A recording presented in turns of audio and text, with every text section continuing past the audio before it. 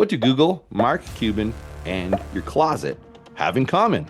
My daughter's into like TikToks and following that stuff. And she was like, Dad, you gotta do a TikTok video. She holds up the phone in my closet and I basically give the pitch. I'm like, hey guys, don't you hate wearing dress shirts? They're hot, they're scratchy.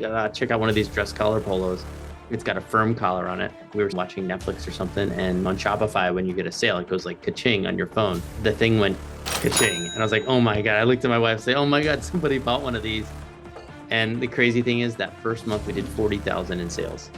We hear from friends, oh, you should put this on Shark Tank. I'm like, you know what? I'm not getting on Shark Tank. There's no way. So it was really late at night one night. I remember it was like 11:30. My kids were sleeping. I was like, you know what the heck? I've got nothing to lose. I'll just spend 30 minutes here. I'll go to abc.com, just like everybody else, and fill out the form. And who knows, about 4 weeks later, they called. We can't fit any more things in our warehouse. We built a mezzanine level on our current racks. And now they're walking on the mezzanine level and we just doubled the size of our warehouse. You've heard the pitch. Now, stay tuned for the full story. What do Google, Mark Cuban, and your closet have in common?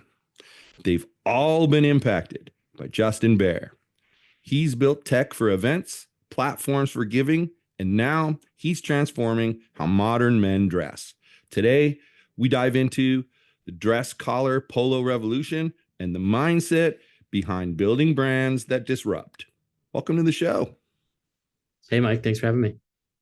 So, as I said, you've built businesses in everything from real estate to event tech. What was it that led you to fashion? So always been an entrepreneur ever since I'm a kid and always coming up with all different kinds of ideas, had tech ideas and had an app. And I was living in New York and really just wore kind of what I'm wearing right now. People can, if they're watching the video, I'm wearing a kind of a pullover with what looks like a dress shirt underneath it. And that's kind of like the Midtown uniform. A lot of tech bros and finance bros are wearing the same thing. And I like the look because I think it looks nicer when you're wearing a dress shirt under a sweater. It just looks more elevated, but I hated the feel. I just felt very uncomfortable. It gets hot. It doesn't feel as good on my skin as like a t-shirt would under a sweater. So it was during COVID and I actually had a different software company at the time, still own it. And this was just like a side hustle. My wife's like, oh my God, not another idea. And I was like, yeah. I was like, this is just a hobby. Just for me, it's just fun to come up with ideas and create stuff. And she was like, okay, well, how much money are we going to lose on this one? And I was like, I don't know. Like, so I'm going to make these shirts. So it took me about 6 months to find a factory. And I created the first kind of prototype version 1 of a dress collar polo. It's a polo shirt with a really firm collar on it. And when you wear it under a sweater, it gave you the look of a dress shirt, but it was way more comfortable. I didn't do any research. I didn't I was like, Bear, maybe asked a couple of friends. I'm like, what? I had this problem. I'll throw a Shopify site up. I learned everything I could about Shopify. My 7-year-old daughter took pictures of me, in front of a white wall. I didn't know what I was doing. And we put up the site. I got 300 shirts in. My daughter's like, she's into dance. So she was into like TikToks and following that stuff. And she was like, Dad, you gotta do a TikTok video. So I'm like, okay. So she holds up the phone in my closet and I basically kind of give the pitch. I'm like, hey guys, don't you hate wearing dress shirts? They're hot, they're scratchy. Check out one of these dress collar polos. It's got a firm collar on it. And that night we were sitting, watching Netflix or something. And, on Shopify, when you get a sale, it goes like Ka-Ching on your phone. But yeah, how it was born. Your before I say anything else, your wife and my wife would probably be a great support system for each other. Because I hear the same thing all the time too. Oh, not another idea. Right. So you've been ahead of the curve in quite a few industries. What's your process for figuring out what opportunities might be a good one? That's a great question. I mean, you were asking me before you were looking at my resume at some of the other businesses I had. We joked. I said, these are the ones that you're seeing that worked. You didn't see the other 50 that didn't work. So I've come up with a lot of different ideas. As far as like figuring out whether I think it's worth time, energy, and money to put behind it, is I really try and get to that minimal viable product as soon as possible, as fast as possible. Like as an example, my wife, she sees me doing kind of clothes. She's like, oh, I want to do a kids dress brand. I'm like, okay, well, make a few samples. And then what we'll do is we're going to take it to a couple of the kind of nicer children's stores, boutiques in the area. and I'm going to give it to them for free. I'm going to just give it to them on consignment. She's like, what do you mean you're going to just give it to them? Like, yeah, this is all about seeing if your dresses can sell. Once we know they can sell, then we'll put money into it and we'll create you a Shopify site and you can maybe start thinking about putting some ads behind it. So it's like just get to a minimal viable product. I think people get very caught up in making sure their product is perfect before they want to launch it and take it to market, because maybe they are insecure about feeling, hey, maybe it won't sell and maybe it's not going to work. But if it doesn't work, you'll just move on to the next idea. It's like get to a point where you think you can sell it. And that's all the thing with me. So I was like, and I've got white. Our version 1 is like nothing like we're at like version 9 right now on our dress color polos. You know what I mean? It was just like the first thing just to see if people would buy it. And so that's kind of what I think about from a holistic view is get a minimal viable product, get it as fast as possible, figure out if you can market it and it can sell as fast as possible. That's excellent. I mean, I think that's a great concept because when I have offers for coaching, I get these great ideas and I'll actually put it out there for people to just have it for free, and then get their feedback. Yeah. And I'm going to tell you, more often than not, the things that I think about the program are not the things that they think about the program, and so they'll make suggestions. I make the tweaks, and Yep. it's more successful that way. So I totally agree with that approach. I think it's it's the right way to do it, because I also think a lot of us entrepreneurs, we get so married to our own idea that we forget that other people might not be thinking the same way about it, or we use terminology that maybe they don't understand. So I think that's your approach is excellent. So one of the things I find interesting about you is you've been on Shark Tank. How did that appearance come about? So having one of these kind of, a little bit of I don't want to say crazy idea, but it's different and it's kind of a different take and kind of an invention on a consumer product. You hear from friends, oh, you should put this on Shark Tank. I'm like, I'm not getting on Shark Tank. There's no way. Like, I don't know anybody there. Like, you're not just going to like go and apply online with, 50,000 other people. So I was like, if I'm going to get on Shark Tank, let me see who I know. So I like tried to think about who I knew at like Sony Pictures. I feel like they shot there or something. And I didn't know anybody. So it was really late at night one night. I remember it was like 11:30. My kids were sleeping. I was like, what the heck? I've got nothing to lose. I'll just spend 30 minutes here. I'll go to abc.com, just like everybody else, and fill out the form. And, who knows? And then I think it was about 4 weeks later, they called and they said, it's funny. They're like, hey, you made it. When really it's, you just made it to the next round. It's really like 10 rounds of interviews, even till the end, which is so crazy. You can shoot the show. So, right, you can film the show and then not air, whether you get a deal or not. Only 50% of the people in my cohort that day when we filmed actually aired. So it's like really like the biggest kick in the pants ever is kind of going through this year-long process of interviews, preparing all the paperwork, and then getting there and then doing the show, and then they don't air it. So it's very, it's scary, and it's pretty terrifying to think about it. So what changed most after getting the deal on Shark Tank? What changed most? I mean, look, we were already in a really good trajectory of the business, and we were already coming up with new products. I think being on Shark Tank really gave us that extra boost. I mean, it was a national commercial for 8 minutes, which was great, just on ABC network. And I would say kind of put us on the map in a way. We were already spending a ton of money on Meta and various digital advertising channels. But I think it gave us a feeling of credibility that you had, 2 billionaires, Mark and Peter, kind of blessing this and kind of seeing it through. That probably helped the brand really go to that next level. Do people ever recognize you as someone from the show? Once in a while, they do. It annoys my kids and wife that someone recognized me. One time I was sitting on a plane and some guy walked by. He's like, "You're the collar guy." And but yeah, not often. But I will recognize people wearing our shirts all the time, and I'll go up to every single person I see.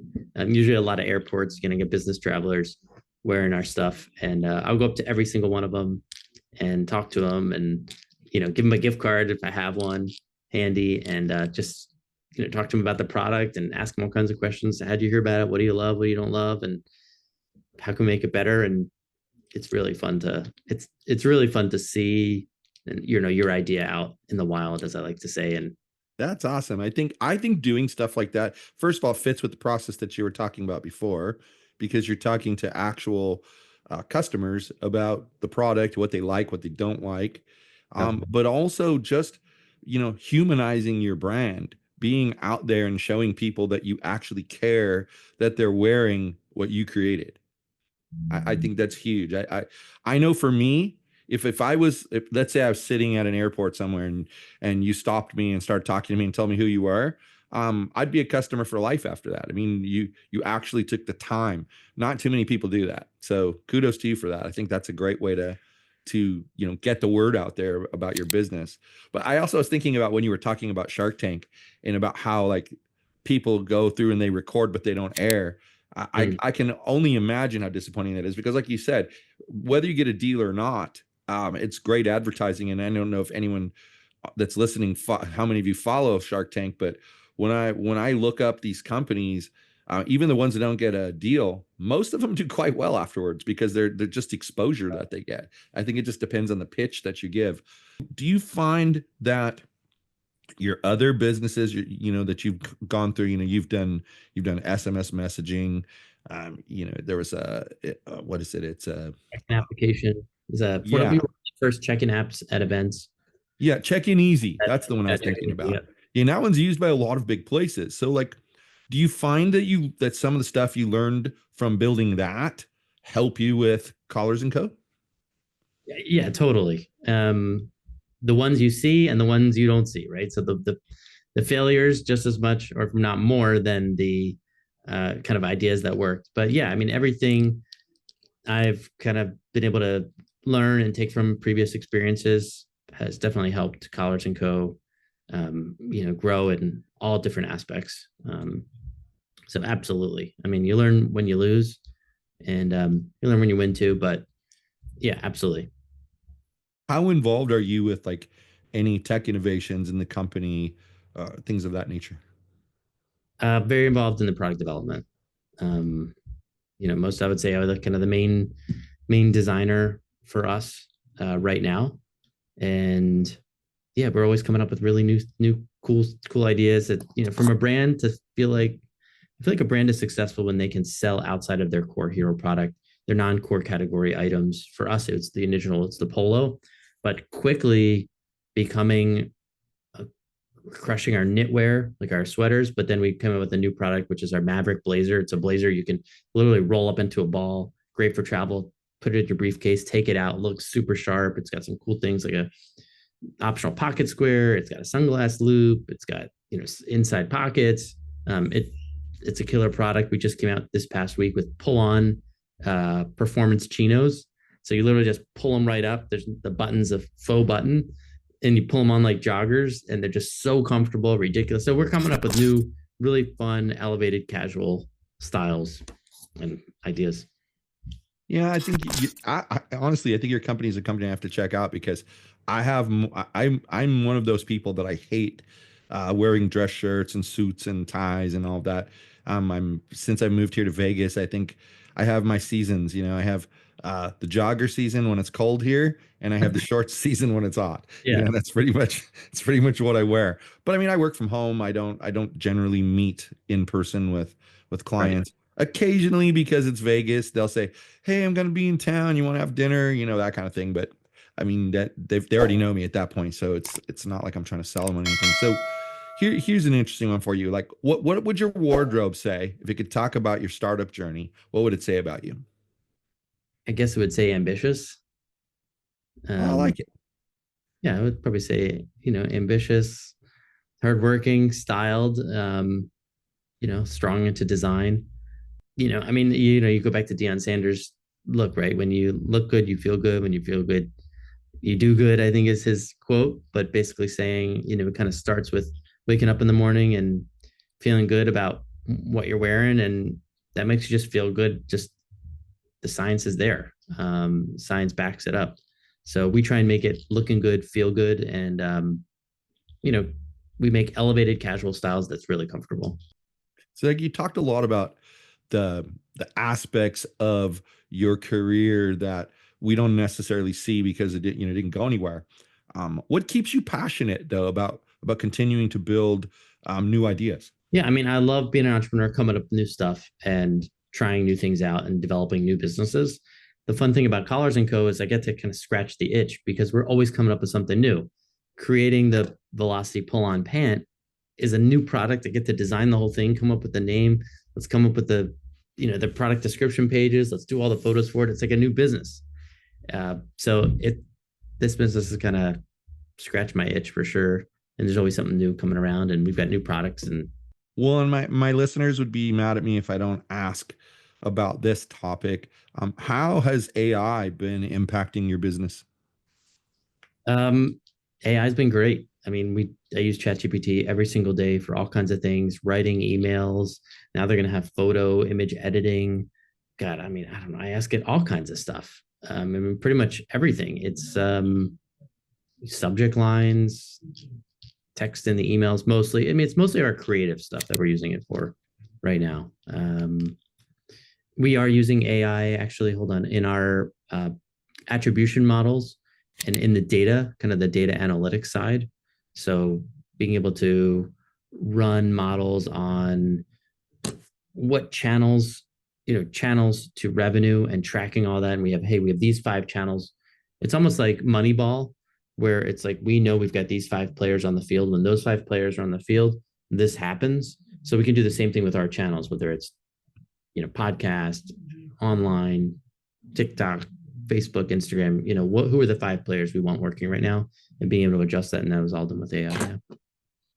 Yeah, I think, when I was coming up in the business world, I worked with a company that they had a management consultant that would come in monthly and run our executive team meeting. And he always used to preach the same thing. I mean, it's a tired old comment from, business books, but you can't manage it if you don't measure it.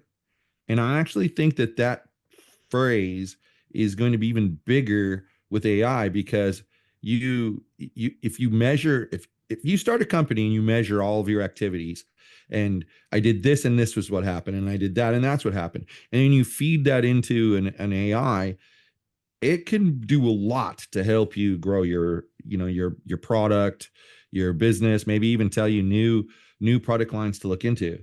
Yep. I think people need to realize like the importance of the data because like you're getting real time data when you're in an airport and you're talking to somebody wearing your clothing.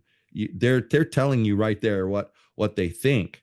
If you somehow kept track of that and fed that into an AI, I think later you'd be amazed at the kind of Oh yeah. adjustments it can make. Right? It's nuts. I mean, you've got to know AI, whether you got, and if anyone out there's listening and they're entrepreneurs or not, or they're just working for a pretty cool company. People are worried, oh, is AI going to take my job? I don't think AI is going to take your job. I think it's the people that know how to use AI are going to take your job. Yeah, I actually just interviewed a gentleman who he runs an AI advertising agency, and his point was that the more things that AI does, the more jobs it actually creates. So Yeah. while it might eliminate one role, it creates another one, and so you pivot. Yeah. And I think people are doing themselves a disservice by not learning how to prompt properly. It's huge. I mean, my gosh, I spent a weekend with a bunch of YouTube people that were, they do YouTube channels, and they were being taught how to upscale their content. First thing I think of is, hey, I'll feed it all this information, and then feed like ChatGPT all this information, and it can come back with some ideas for me. You would not believe how many people had no clue how to do that. They'd ask like, the 3-word prompt and then wonder why it was so far off. Yeah. Or they're using the free version because they don't know they don't have any other way. Well, in reality, the free version doesn't help you very much because it doesn't remember every single thing you talk about versus the paid version that does. I think that Chat GPT, especially those kinds of tools, have come a long way. But I see, in my opinion, as a tech person, I think AI is going to impact every industry in a positive way. I think Yeah. like coming up with new fashion ideas or you have your SMS company or the easy check-in. As you go to add features to those, feeding it what feedback you got turns. I mean, I tell a story. There's a lady who her child, I think he was like 3 or 4 years old, went to one of those trampoline type places, and then for weeks afterwards was having all these problems. So she brought him to the doctor, and they could not figure out what was wrong. It went all the way to a neurologist. A neurologist couldn't figure out what was wrong, and so she was up at night one night, couldn't sleep because it's her child.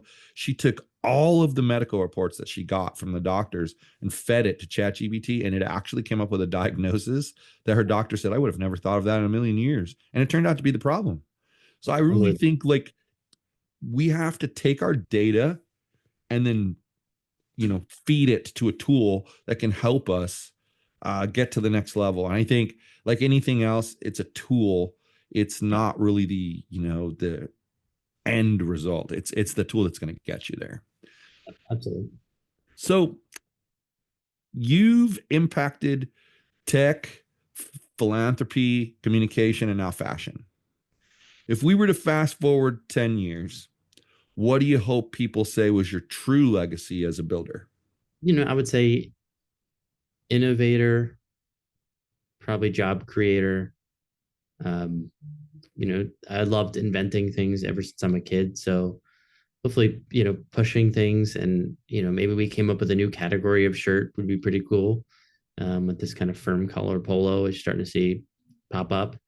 But I would say that from a business side, obviously not talking about being a good father and husband and friend, but from a career side, hardworking, always ambitious. I feel like I'm a calm CEO, a calm boss in a way. And when people take problems to me that they think is really the end of the world, I kind of look at problems, when business problems, as like good. Like, wait, what's the problem? We can't fit any more things in our warehouse. I'm like, what are we going to do? I'm like, all right, well, this is actually great, because now we can kind of figure out a solution, and we're going to get better from it.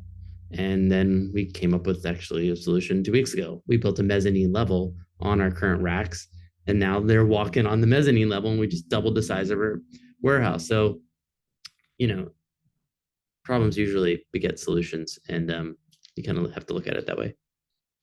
It's interesting to me though that your first answer was innovator and your second answer was job creator.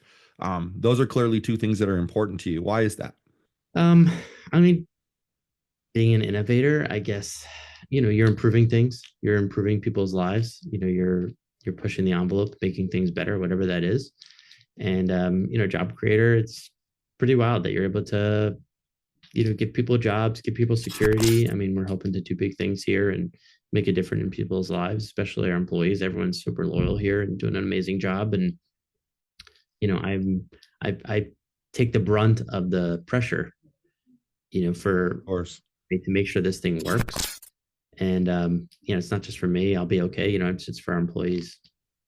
No, that's a great attitude. I for one can appreciate that attitude. I mean, I have 8 different businesses that I run and multiple employees, and I often think the same thing, that it's crazy to me sometimes to think that like we are responsible for their livelihood and their income, and you get I actually we have some contractors, and we put a process in place for getting invoiced twice a month instead of once a month, which they love because most of their clients only pay them once a month. But we have we have some rule boundaries around that, obviously. Like if it's a holiday, we pay you on the next business day, that sort of thing. And I had one of my newer contractors come to me, and I guess by sheer luck, each time she's gotten paid for the first 3 times she's been with us was on a Tuesday at like 5 a.m. her time. And so it was past Tuesday at 5 a.m. in her time. And she's like, when am I getting paid? I said, well, today's only the first. That's the day we pay you. It's just, but then it made me think, these people depend on you for this revenue for them, this money for them. So I think we both, we obviously both have pressure, but knowing that you're making a difference in the lives of people and giving them something to do that they really enjoy and can get behind, I Yeah. think it's huge. It sounds like you've built a nice culture in your business. How did you go about that? I my other businesses were really low. It was a small staff. I've never really had to hire people as we have now. Even though I think we're small for our size, but it's had to evolve. I've had to really learn how to like lead and come up with a culture, and we try and use the ethos of what got us here in the first place. So it's being scrappy and hustling and doing a bunch of jobs and not caring. We don't, if there's something happens in the back, we all go back there and pick and pack orders if we need to. It's like um, there's no ego involved. So there's a lot of kind of core pillars that we use, but we're on offense all the time, like Nike, and growing as fast as we can. Probably taking off more than we can chew, but that's what they say about skiing, right? You're not going fast and not falling. Right. So this has been an amazing conversation. Could you let the listeners know how they can connect with you if they'd like to? Yeah, check out collarsandco.com if you want to check out our site. We've got tons of menswear, pullovers, sweaters, pants, dress shirts, of course, the polos, a little bit of women's stuff too. And yeah, you can hit us up on Instagram and TikTok, Twitter. We're Collars and Co Clothing. Awesome. Awesome. So from check-in apps to button-down hacks, Justin's proven that innovation isn't just about what you build. It's about what you make better. So thank you for doing that. I really appreciate it. Thanks, Mike. Great to be with you. So if this episode sparked some ideas, made you question why your shirt still has wrinkles, make sure you subscribe and share. And don't miss out on our next drop. New episodes launch every Wednesday, 9 a.m. Pacific. We'll be here with more founders, more leaders, more fire, and more ways to get the edge. Hope to see you next week.